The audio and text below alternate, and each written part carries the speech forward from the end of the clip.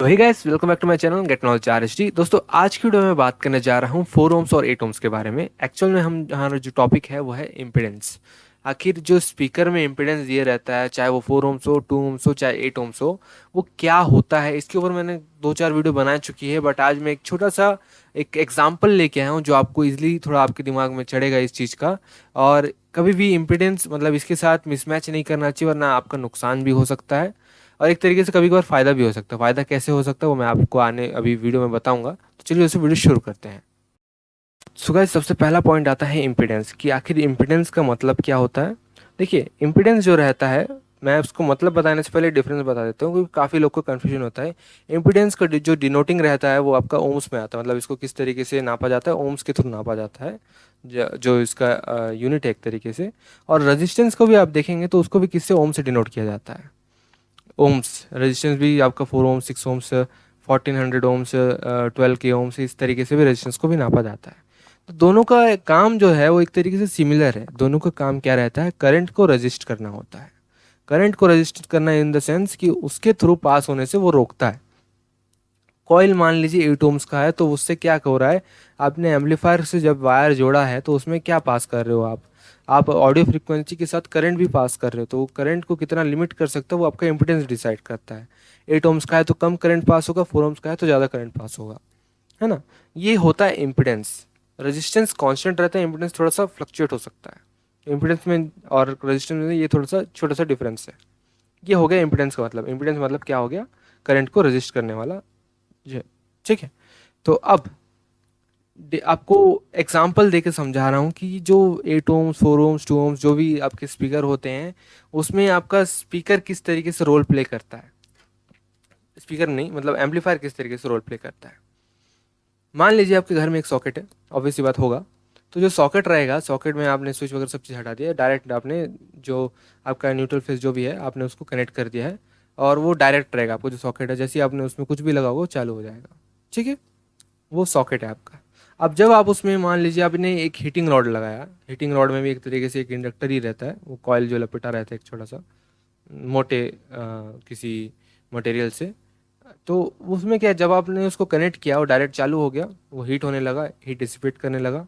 तो उसमें क्या हो रहा है, उसमें क्या पास हो रहा है, करंट पास हो रहा होगा, है ना। तो मान लीजिए उसका रेजिस्टेंस काफ़ी ज़्यादा, ऑब्वियसली बात है काफ़ी ज़्यादा होगा रेजिस्टेंस। मान लीजिए उसका रेजिस्टेंस है 100 ohms, just for example 100 ohms का उसमें आपका रेजिस्टेंस है। तो वो अभी जो है लोड ले रहा है, पावर ले रहा होगा, करंट जो भी है कंज्यूम कर रहा होगा, पावर जो है सॉरी पावर जो है कंज्यूम कर रहा होगा, करंट जो भी है पास हो रहा होगा।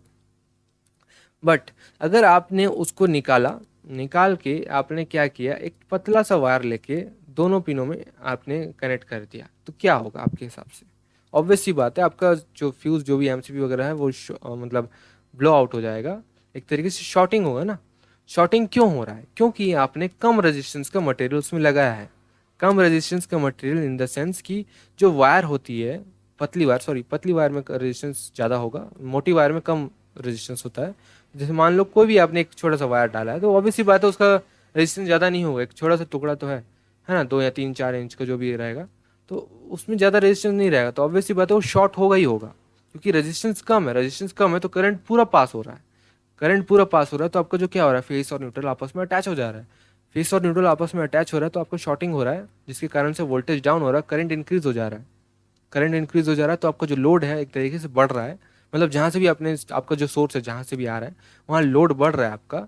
और हो सकता है वहाँ पे आपका जो भी अपने इक्विपमेंट लगाया जल जाए, जैसे एमसीबी भी जल जाता है, कभी कभार ट्रिप नहीं हो पाता है। तो ये सारे चीज़ होते हैं।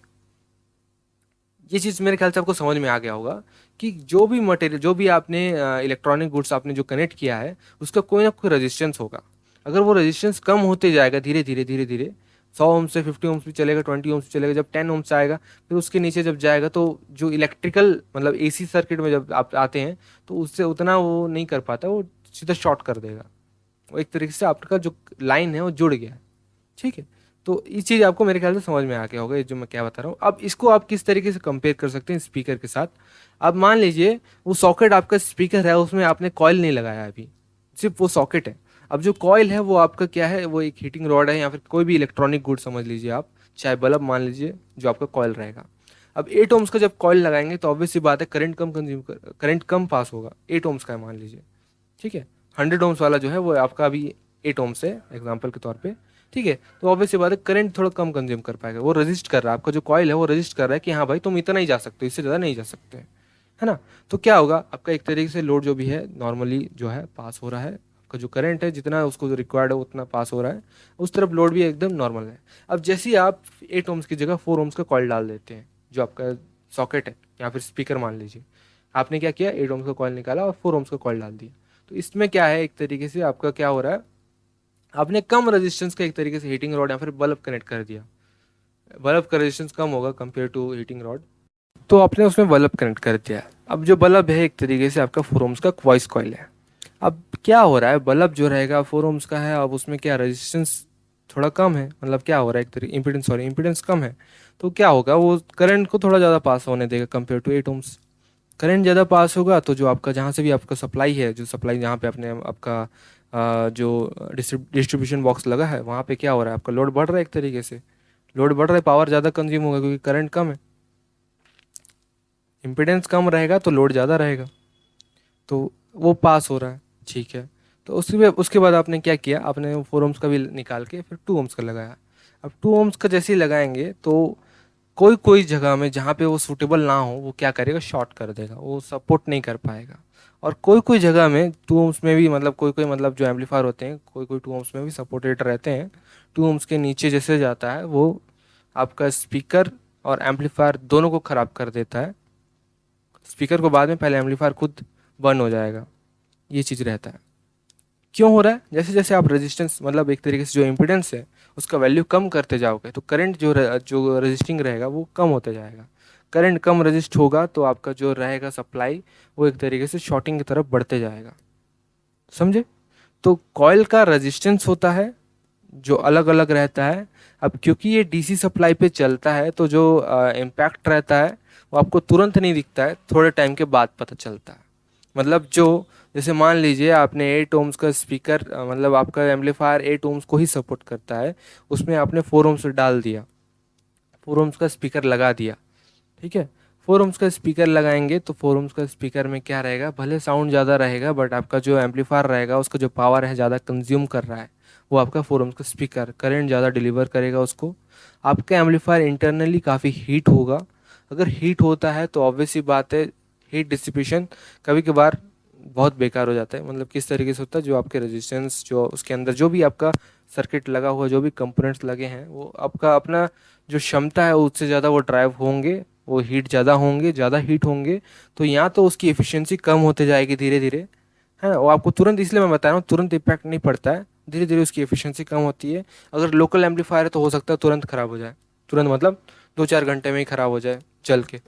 ऐसा हुआ है, मैंने देखा है ऐसा। बहुत बड़ा डीजे सेटअप लगाए थे, उसमें वो उन्होंने मिसमैच किया है पूरा इम्पीडेंस वगैरह को, मतलब काफ़ी लोग को मैं देख रहा हूँ अनप्रोफेशनली काम करते हैं। जैसा सिस्टम मिल जाए, मतलब जो भी मिल जाए डायरेक्ट जोड़ देते हैं, भले क्रॉसर वगैरह नहीं लगाएंगे, जो भी है फुल बेस वगैरह खोल देंगे और अपने अकॉर्डिंग जो भी रहेगा, मान लो 1000 वाट का स्पीकर है और उसमें 1000 वाट का स्पीकर है तो आप उसमें 500 वाट का एम्पलीफायर के थ्रू प्ले कर रहे हो और फुल साउंड में बजा रहे हैं, तो वो चीज़ सही नहीं रहेगा। वो बाद में फिर वो लोग रोते हैं फिर जब जाते हैं रिपेयरिंग करवाने के लिए, क्योंकि मैं अभी रिपेयरिंग वाले शॉप में बैठ चुका हूँ, काम कर चुका हूँ, वहाँ पे मैंने देखा है। लोग आते हैं बताते हैं कि यहाँ ऐसे ऐसे कनेक्ट किया था तो जल गया, हमारा एम्पलीफायर पूरा जल गया। एम्पलीफायर इतना बुरी तरीके से चला था एक एक व्यक्ति का कि बहुत मतलब रिपेयरेबल नहीं था वो, एक तरीके से उसमें पूरा का पूरा बोर्ड जो था उसको चेंज करना पड़ा था उस टाइम। तो ये चीज़ रहता है, यही होता है आपका इम्पिडेंस। इम्पिडेंस जो रहेगा उसके हिसाब से आप मैचिंग कीजिए। मैचिंग के ऊपर मैंने काफ़ी वीडियो बनाई हैं, आप उसको प्रिपेयर कर सकते हैं, उसको वॉच कर सकते हैं। तो आई होप आपको थोड़ा सा जो मैं चाह रहा था बताना वो आई होप आपको समझ में आ गया होगा।